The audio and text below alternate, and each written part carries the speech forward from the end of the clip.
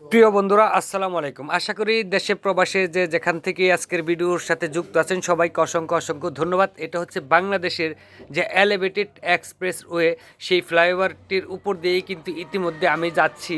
ঠিক এটা তেজগাঁ থেকে উঠেছে এই ফ্লাইওভারের উপরে এয়ারপোর্ট, যে শাহজালাল আন্তর্জাতিক বিমানবন্দর, সেখানে এসে কিন্তু এই ফ্লাইওভার থেকে নামা যায়।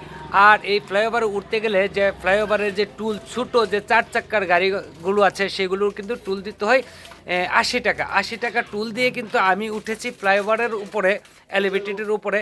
আমাকে ঠিক এয়ারপোর্ট, যে শাহজালাল আন্তর্জাতিক বিমানবন্দর, সেখানে এনে নামিয়ে দিয়েছে। আমি কিন্তু নেমে অত্যন্ত খুশি হয়েছি, কারণ যে জ্যাম জট, তীব্র জ্যাম জট কিন্তু সৃষ্টি হয় যে নিচ দিয়ে।